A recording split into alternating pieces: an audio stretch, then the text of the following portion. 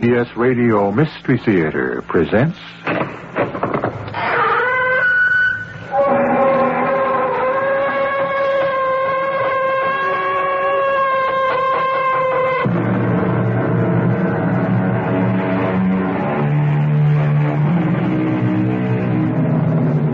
Come in. Welcome. I'm E.G. Marshall. We usually reproach people for talking about themselves, but why should we? And why shouldn't they? Isn't this the subject they know best and love best and that inspires them the most? And many people who don't like the self they have talk about the self they would like to be. Sometimes they talk too much and to the wrong audience, which is why we have so many murder stories. I must get in to see her. But what can I do about it? There's a law. What does the law mean to a man in your position? I have to obey the law the same as everyone. I don't care. Do something. Anything. Blackmail them. Celeste. Buy the place. Or commit murder.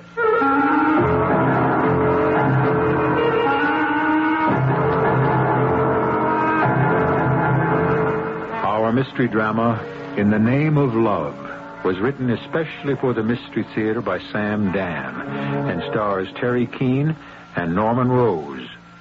I'll be back shortly with Act One.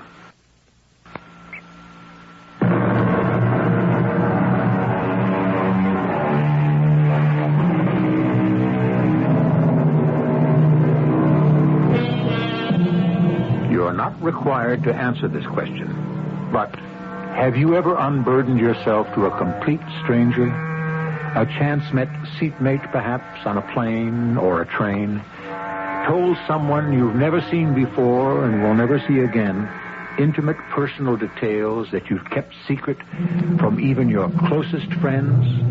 As I said, you are not required to answer. A huge supersonic jet is being wafted through space between Paris and New York. Aboard, up forward, in the luxurious first-class lounge, sits a well-groomed, attractive woman. Next to her, a well-groomed, attractive man. The two, who just happen to be sitting near each other, are whiling away the journey with polite, meaningless small talk. I suppose we take it for granted by now. Take what for granted? Oh, this, what we're doing. How we can travel across the Atlantic in practically the twinkling of an eye. I don't know. I made better time last trip. No, did you? Yes. I have a luncheon date. I'm going to be late. That's too bad. No great tragedy. Missing a meal now and then is hardly the worst thing for one's diet. I suppose so. Actually, it's a blessing. A what? Oh, that isn't important. No, I heard what you said. It just sounded rather peculiar. I beg your pardon. Oh, please, forgive me. It's just that sometimes someone says something and it strikes a chord. In this case, a discord. Well, what did I say? Well, it doesn't matter. But I really should explain, I suppose. Explain what? Well, I just wasn't prepared to hear anyone say that missing a meal could be a blessing. To imply that food could be something that's inconvenient or troublesome. Not while there are people who are dying of starvation. I'm sorry. I shouldn't have said that. It seems to have offended you. Offended? Or perhaps that wasn't the correct word.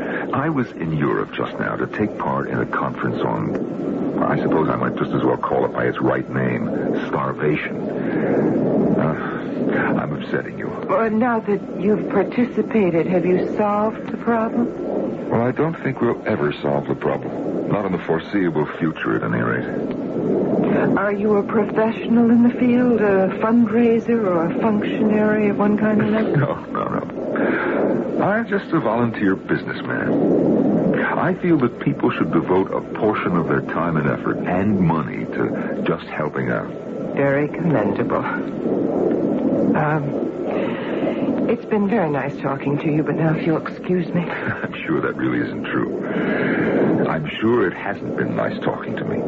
And I'm sorry. You must let me explain. What is there to explain? I don't want you to go away thinking that I'm a fanatic of some sort. I had a very shocking and moving experience.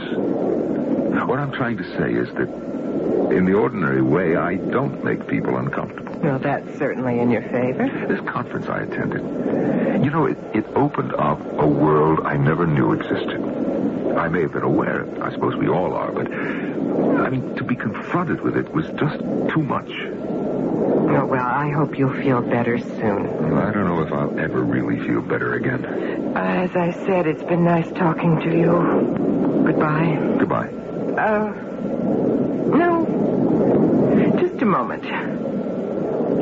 I resent your attitude. What? I'm sorry, I didn't... You spoke to me as if I were Marie Antoinette. Qu'il mange de la brioche. Let him eat cake. I am very aware of the cruelties and the suffering of the world. Look, I had no intention... Oh, yes, you did. So eager to flaunt your newfound social conscience. Your heart aches so much for children. Do you have any of your own? Well, I never married. I was always too busy. Making money, no doubt. Yes, I confess. You don't have to confess anything to me. You see, I at least have a child, and I adopted her when she was 6 years old. Today, she's a lovely young lady of 20. You're very fortunate. I envy you. A daughter. Do you have a picture? A picture? What? Yes. Yes, of course. May I see it? Why? Because if she's yours, she must be beautiful. Well, how can I resist that? Wait. Oh, yes. Beautiful. You know, somehow she looks familiar. Familiar? Could I have seen her somewhere? Most kids today look very much alike, the way they wear their hair and dress. Yeah, that's true. What's your name? Maureen. Oh, yes. Beautiful girl. Lovely name. Yes. And it's not just on the outside. She's really a most unusual girl.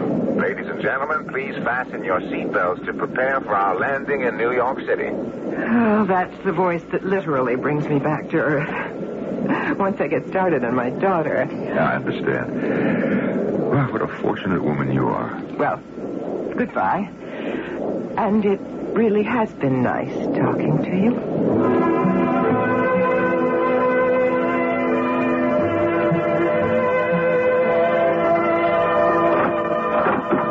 Celeste. Yes, come on in. Just get back? Plane landed less than an hour ago. All right, what's it all about? Is it going to be a long story? It's going to be a good story. Well, it had better be to drag me back from Europe just when I decided to take another week off. Have you ever heard of Quantum Industries? Who hasn't? We have a shot at them. Oh, which division? The whole works. I thought Naylor and Evans had a lock on them. Al Drake managed to open the door. The entire advertising responsibility for Quantum? How many millions of dollars are we talking about? It scares me. How far has Al gone? He's at the U point. The me point? It's time for your thing. You have to go in for the kill. Well, what's the program? Now, let me pull together Al's notes. Won't take me a minute. Take at least 5. I have to make an important call. Yes, ma'am. And I am not to be interrupted. Don't tell me you finally met somebody over in Europe. No, I didn't meet anybody. Well, that's too bad. It isn't too bad. It's too late. You're still a delectable woman. Close the door on your way out. Sure.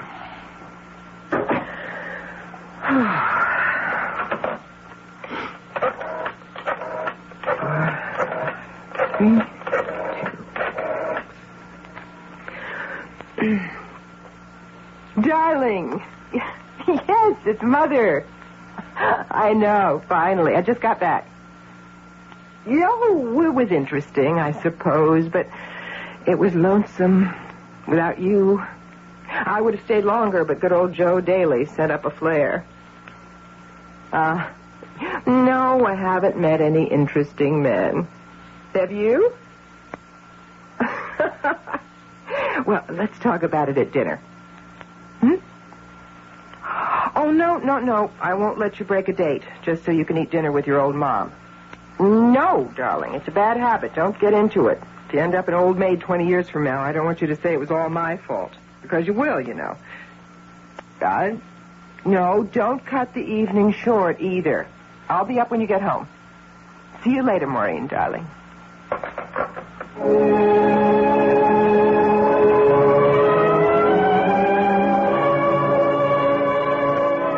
Let me brief you on quantum.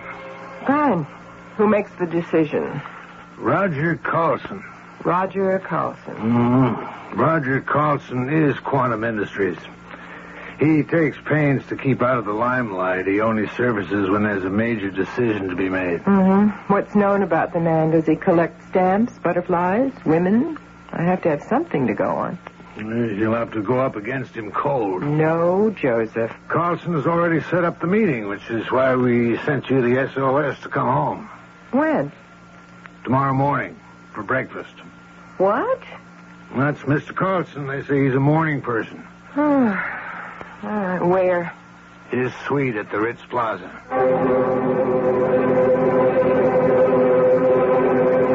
Oh, no. You're the famous Celeste Manning. And you're the all-powerful Roger Carlson. We meet again. Well, had we known, we could have held the meeting on the plane. No. I enjoyed the conversation. We did have so much more than any possible discussion of business. Well, then, shall we now get down to business? Oh, no. Not until after breakfast. Oh, may I present Joe Daly, who will be able to supply us with any document that may be required? How do you do, sir? Hello, Joe. Well, why don't we sit down? Dare I say that it's a small world? The chief executive officer of Quantum Industries may say anything he likes. Now, Mrs. Manning. Miss Manning. Miss Manning, please do not be impressed with me. Or how can I help it? Well, you certainly weren't on the plane the other day. Oh, had I but known. Yes, had you but known, we might have developed a most artificial relationship. And this way? Well, at least we have an idea of each other's true character. Well, that must have been some plane ride. Yes. And how is the lovely Marine? Marine? Yes. Oh, yes, she's fine. Is that all you can say, a non-committal fine, after the way you raved about her? Well, she's fine.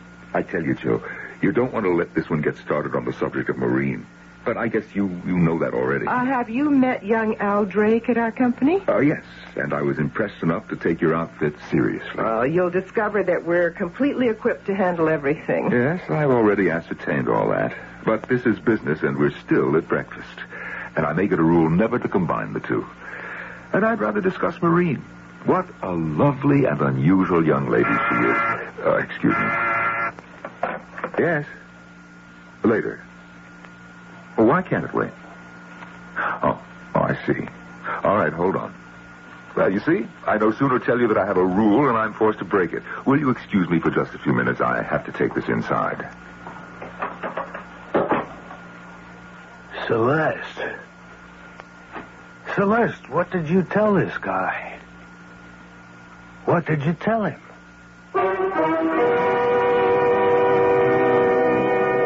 What did she tell him? We were listening very closely. Did she seem to say anything that appeared to be out of line? Obviously she must have. Else why would right-hand man Joe Daly be so upset? The second act, the act of illumination, shall soon be here.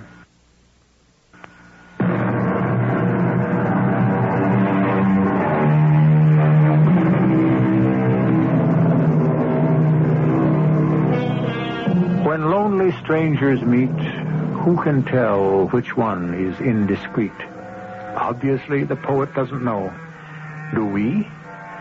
Perhaps this is why we seek to exchange confidences with strangers, so that we may commit indiscretions with impunity.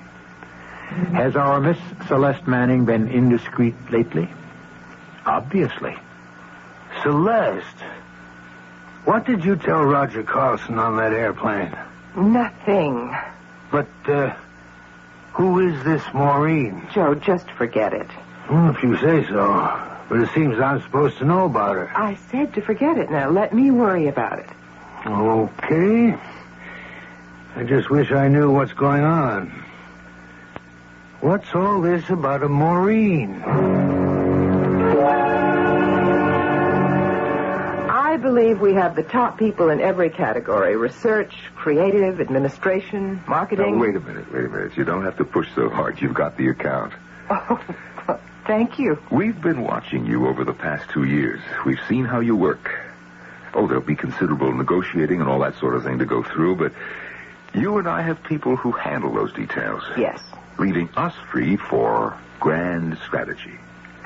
I wonder how to go about setting up mine. Your strategy? Yes. Well, what's your problem? In a word, you. Me? When I saw you on the plane, I said to myself, this is a woman I will simply have to get to know. Oh? I want you to know this. It has nothing to do with the account. That is reassuring. You see, I missed so much in life. It's my own fault, of course. Of course. I think what iced it for me was when you spoke of your daughter. Here was an opportunity at one stroke to make up for everything. A wife, family. And all this time, I thought what I had to offer was the most efficient and effective advertising agency in the world. I can imagine how this sounds. I wonder. But I've always been like this. I say things that may sound way out to others, but, well, if I feel them, why not say them? Why not indeed? I wonder if I might take you and Maureen to dinner one night. Well, Maureen is going away. She intends to stay with a friend for a while on the West Coast. Oh. Well, could we make it some evening before she leaves? We could try.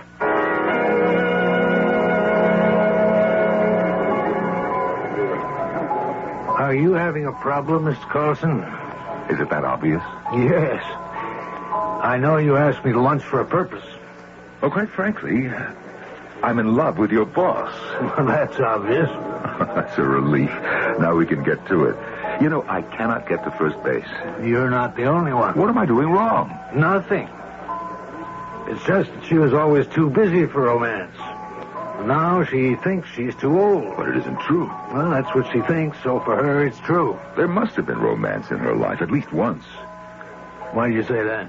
Well, she has a daughter. Who has a daughter? Who are we talking about? Celeste. Celeste doesn't have a daughter. She doesn't have a daughter named Maureen. Maureen. Now, just a minute, Joe. What is going on here? Does Celeste have or does Celeste not have a daughter? Well, Joe, there is no percentage in lying to me. Does she?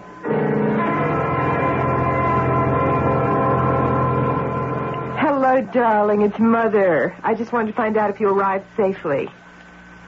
Oh, wonderful. I know. I miss you, too. But, Ted, what about him?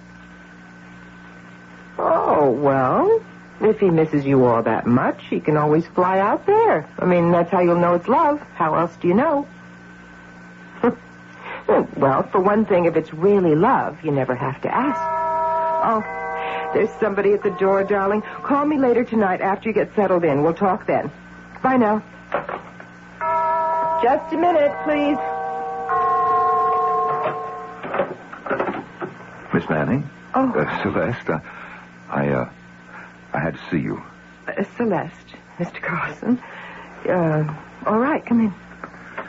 I have to talk to you. I discuss business during office hours. Well, I haven't come here to discuss business. Well, what else is there to discuss? You know how I feel about you. I'm sorry, Mr. Carlson. I'm sorry, too. I have never been in love. And when I did fall for the first time, it had to be with a woman like you. I didn't ask you to fall in love with me. You are a clever woman. The way you worked me over on that airplane. On the airplane? When you found out how I felt about children, you played your trump. You told me about your daughter. Your daughter, I might add, who does not exist. What are you saying about Maureen? I am saying you do not have a daughter named Maureen, nor a daughter named anything else. You knew who I was all along. Maureen was just a ploy to capture my attention, to enlist my sympathy. Get out of here. Well, it doesn't matter. Did you hear what I said? You do not have a daughter, but it doesn't matter. I don't care. How dare you? Shall I tell you who Maureen is? You leave, and you take your account with you. Maureen is a fantasy. That's a lie. Is it? Maureen exists. Oh, of course she exists. She's flesh and blood. Yes, but not yours. Oh, I put it together. It occurred to me that picture, why did it look so familiar? Where had I seen that breathtakingly beautiful face before? Of course. She's Maureen Lovell, the movie star. You don't know what you're talking about. You said you had adopted her when she was 6. Well, that's when you would have first noticed her. That is when she made her first picture. Please, don't say another word. You adopted her in your mind, in your fantasy. There's a whole life you share with this girl in your mind. Am I telling the truth? Yes. Yes. What's the difference? The truth is important. To whom? And for what? Does the truth let you sleep better at night? Does it make you happier? Celeste, I am only trying. Who is asking you? Who needs you? Who sent for you? Look, let's be realistic. You can be as realistic as you please. As far as I'm concerned, she is my daughter. And you won't take her away from me. Don't you understand that you're living in a fantasy world? I live in 2 separate and distinct worlds. Which one is the fantasy? The cutthroat, the dog-eat-dog jungle that you and I prowl every day, taking what we choose by force and cunning. That world drains you, exhausts you. There's no peace, no rest. You live moment by moment with a constantly improvised strategy. Where is the time for love in such a world? Did you find the time for it? Oh. No, I didn't either. But I had to have some kind of reality. And so to get it, I had to retreat into a world of make-believe. Yes. I wanted a little girl to adore and to raise. But I wasn't willing. I couldn't pay the price. The real price. Do you understand? Yes, I understand. And there she was, on the screen. This lovable little blue-eyed girl with the long blonde hair. Why couldn't she be my daughter? In the most private place in my heart, why couldn't we talk and be like mother and child? And we were. And this little exercise of the imagination, this has been enough for you? Yes. Oh, I'm sorry. Why did you have to destroy it? Well, how did I destroy it? You invaded a private place, a hidden place. A quiet retreat of dreams and illusions. I only wanted to show you. Why did you bring in the sunlight? The harsh, blinding, burning sunlight. Celeste, I want to help you. Help me. I want so little. Why did you have to kill it? Looking at it from your hard-headed point of view, perhaps it was a sad and pathetic thing, but it was my own. Listen, I want to help you now.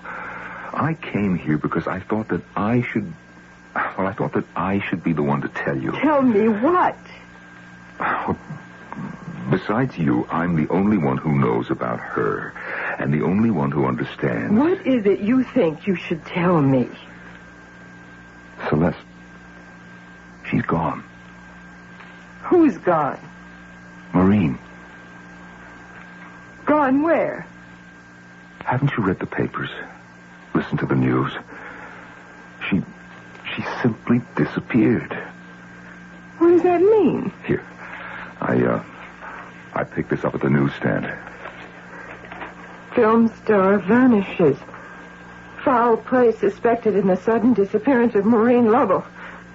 Maureen? Oh, no. Oh, no. Not my little girl. Not my baby. Celeste, she is not your little girl, and she is not your baby either. Don't you dare say that! Celeste, she is a dream. All of them are dreams.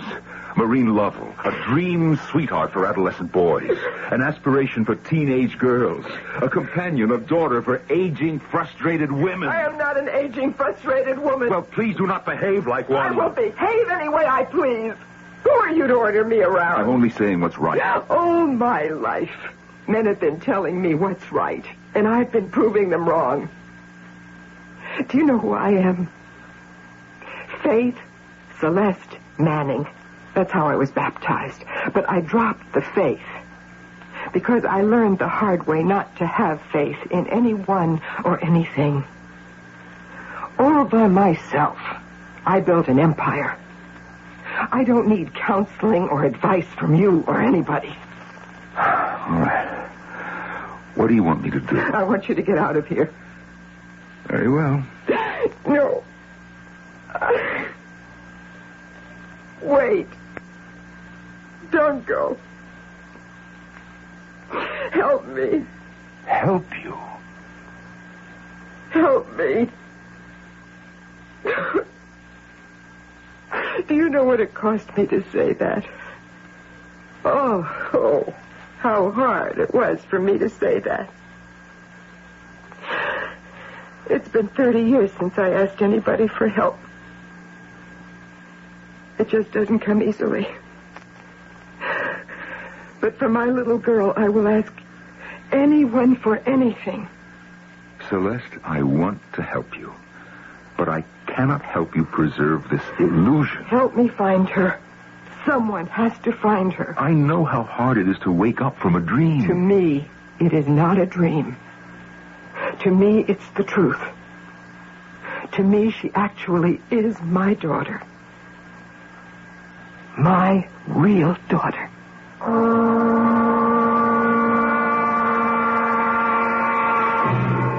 And so our mystery deepens. The word real implies flesh and blood, no? Is there that kind of connection between Celeste and Maureen Lovell? Once again, we must define a word which simply defies definition. Real. But that's the task of Act 3.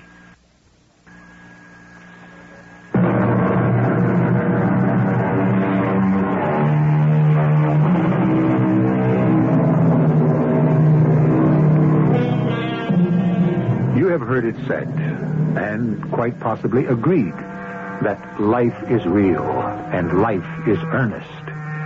But like most taken for granted statements, this one is usually more honored in the breach. Most of us live in two worlds, don't we? The one we want and the one we must put up with. Which one is more real? About which one are we more earnest? You say that Maureen Lovell is your real daughter? Yes. Did you give birth to her? No. Did you adopt her legally? No. Well, then how can she be your real daughter? What is this, an inquisition? I'm only trying to establish... She is my real daughter because she's real to me. Now, is that good enough for you? Oh, Celeste, in the world of business where you made your mark, is that kind of thinking good enough for you? I want my daughter back. All right. Now, what do you want me to do about it? Nothing. I'll find her myself.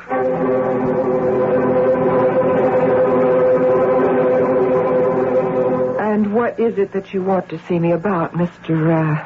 What, Jenkins, is it? Yes, Mrs. Manning. Mr. Carlson told me to report to you. Obviously. If you hadn't used Mr. Carlson's name, you'd never have gotten in here. I'm sure. I'm sorry. I'm having a bad time. I understand. How could you possibly understand? Well, I'm used to it. By the nature of my profession, I usually get to see people who are having a bad time of one kind or another. I'm a private detective. Oh. Mr. Carlson asked me to look into the disappearance of Miss Maureen Lovell. Have you found any clues? I'm sorry. No. Then nobody knows where she is or if she's been kidnapped. At this point, I would rule out kidnapping. Why? We would have had a ransom demand. But she is gone. Why? How? With Maureen Lovell, Anything is possible. I don't know what that means. I suppose you could say that the private life of Maureen Lovell was one of the best-kept secrets in the business. Yes? Everyone's little blue-eyed, blonde-haired sweetheart. The cheerful, wholesome, all-American next-door beauty. Would you please get to the point?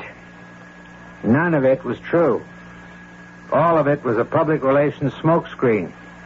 And Miss Manning, I don't know how they could have kept the lid on it. Well, I do. If you spend enough money, you can buy any image you like. And they did. How bad is it? Everything. You name it, she's done it. Of course, now the drugs are the worst. If you want my opinion, they spirited her away someplace. I guess it was getting out of control. I see. Is that all you have to say to me? At this time, yes. Then thank you, Mr. Jenkins. Good day. Good day, Miss Manning.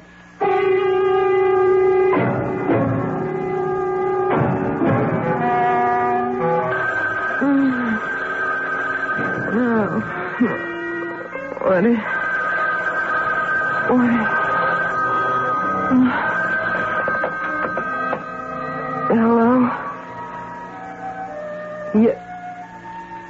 Maureen? Maureen? Where are you? Maureen? They told me everything. All about you. Everything. How could you do this to me? Maureen, tell me where you are. No, don't hang up. Maureen, I forgive you. Don't hang up. Don't. Maureen?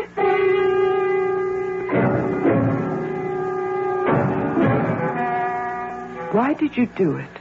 It's only right that you know the truth about your alleged daughter. And now that I know it? Well, it should help you dispel this fantasy. That's what you thought? Celeste, she's just a little tramp. Yes, that's true. So shouldn't that be the end of it? Why? I should think it would be obvious. Yes, I suppose you would.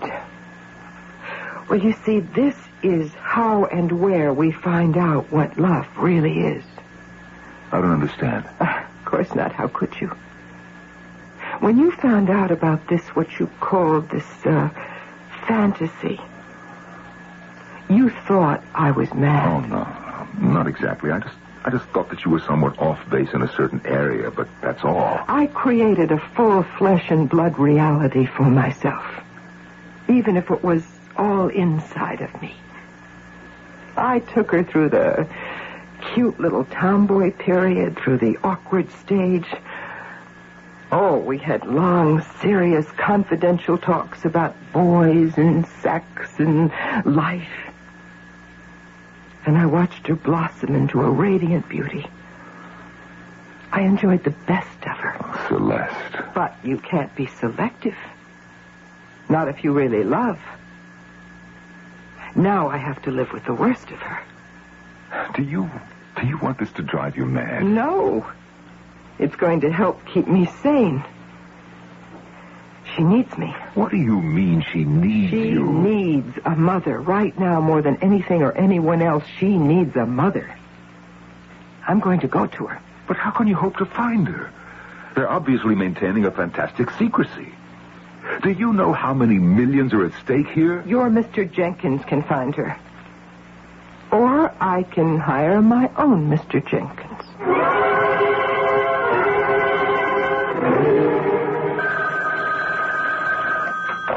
Hello?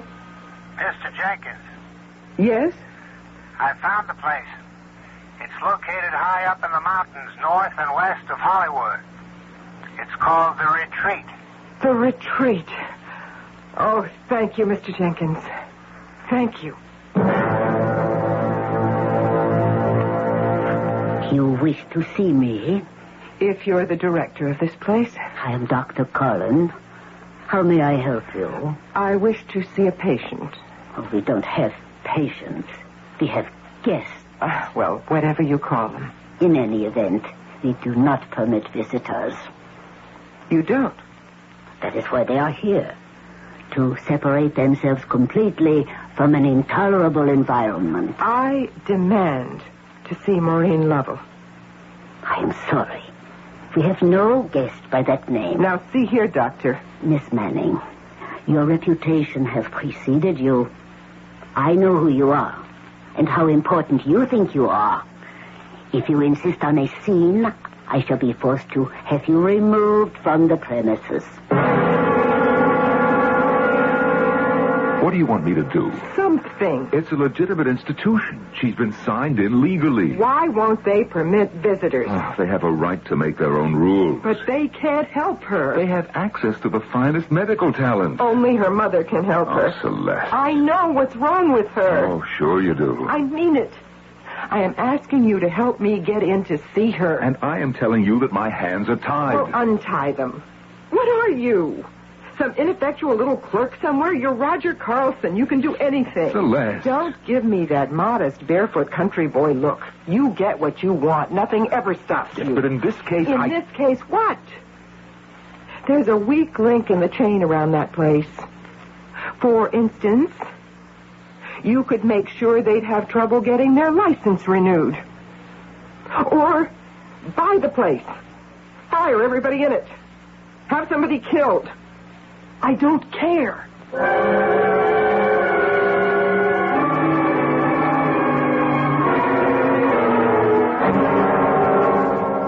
This way, Miss Manning. Thank you, Doctor. I must be frank. I have been compelled to do this against my best medical judgment. Yes, Doctor. I don't think you can do the patient any good. Have you been able to do her any good? She refuses to speak. She has shut out the world. It is all part of a reaction to a severe overdose of drugs. May I see her, Doctor? If you insist.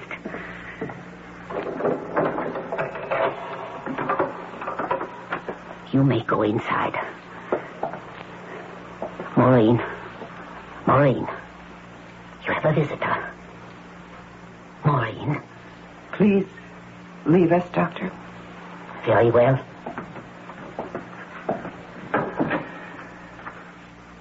Darling, she's gone. And we're alone. I'm here. Finally, Maureen, dearest. Who are you? It's me. Mother.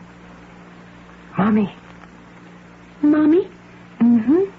I don't have a mother. I don't. Anymore? Oh, yes, you do. They tried to keep me away from you, but I'm here.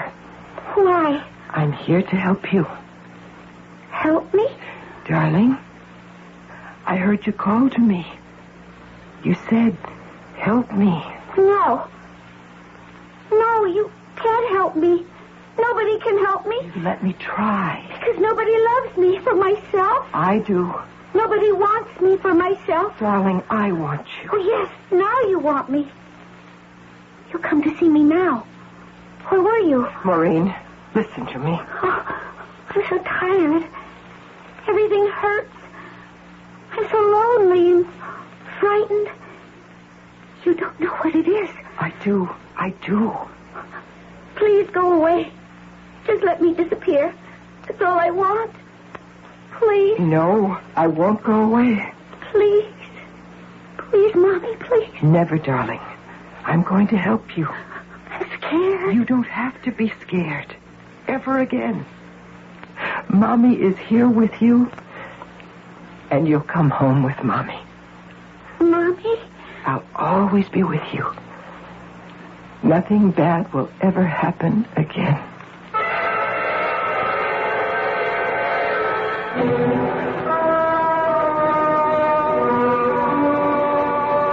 Mr. Carlson and I have come by to pick up Miss Lovell. Oh? Did you want to take her out for a drive? No, I thought we'd take her home for a while. Miss Manning, you deserve a medical degree of some kind. Mr. Carlson, this charming and extremely able lady, worked a most miraculous cure. She saw Miss Lowell yesterday. I don't know what she said or did, but do you know what happened? What happened? Last night, Maureen sent for me. She was still weak, but better. Whatever was raging through her was gone. She said, "Doctor, I've quit fighting it. I want my mother. I'm going home to Mother for a while." Oh, Roger, I told you she wants to come home. Oh, that is wonderful. Yes, dear. She is going home today. I telephoned her mother last night. What? Her mother? But Her mother in Carbondale, Pennsylvania. Mrs. Lover flew out this morning. She should be here any minute. Her mother. Her mother. All she really needed was her mother. How did you know that, Miss Manning? Oh, here comes Maureen now, all dressed and ready to go. Maureen, my dear, may I see you for a moment? She may not remember you, Miss Manning. I think she believes she had a dream, and everything suddenly became clear to her. Yes, Dr. Cullen? I would like you to meet Miss Manning. How do you do, Miss Manning? And Mr. Carlson. How do you do, sir? Maureen? Oh, you look troubled, Miss Manning. Oh, but you shouldn't be. This is a very good place.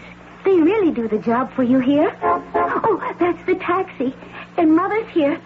Mother, I'm coming. I'm coming.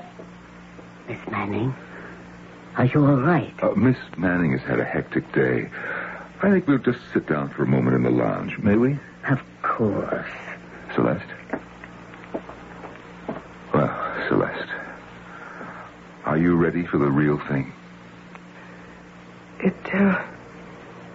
It would be too hard. The make-believe's even harder. How about the real thing? It's too late. Too late for make-believe also? All the years were wasted. No, they weren't. You were a mother. What a foolish dream. But you made it real at the end. For the most important few hours of her life, you actually were her mother. Was I really? You saw the proof of it. She was saved by the way only a mother could save her. A lot of love is needed in this world. Celeste? Yes? Love, real love, starts with two people. And it radiates from there all over the whole world. What do you say, Celeste? The question is, can a billionaire industrialist find happiness with a millionaire advertising executive?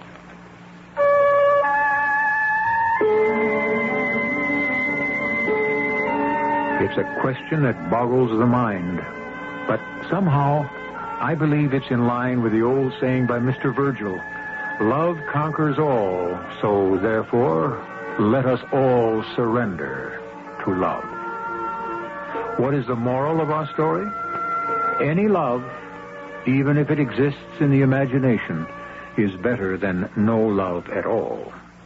I shall return shortly.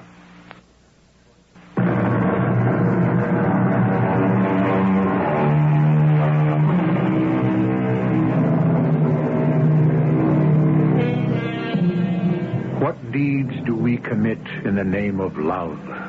Well may the philosopher ask. For everything is done for a love of one sort or another. Love is the most prevalent and pervasive of all the emotions. Love can be good, and love can be bad. But whichever way it goes, we live with it. Don't the vows read, do you take each other for better or worse? Our cast included Terry Keane, Norman Rose, Robert Dryden, and E.V. Juster. The entire production was under the direction of Hyman Brown. And now, a preview of our next tale. Mademoiselle, I am most happy to make your acquaintance. Thank you, Lieutenant. I am aware of your father. He lived here for several years and, if I recall, married a lovely English woman, yes? That's right. My mother died a few years ago. And the professor? In good health. He's the head of the anthropology department in Ithaca. Splendid. And the missing girl, Antoinette Duchamp? Well, she lives with us. She came here on a holiday. Any clues, Lieutenant? I have one, but do not excite yourself.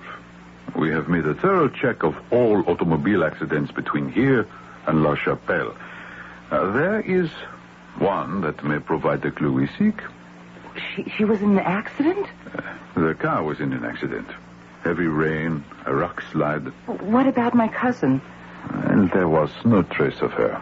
This is E.G. Marshall inviting you to return to our Mystery Theater for another adventure in the macabre. Until next time, pleasant dreams.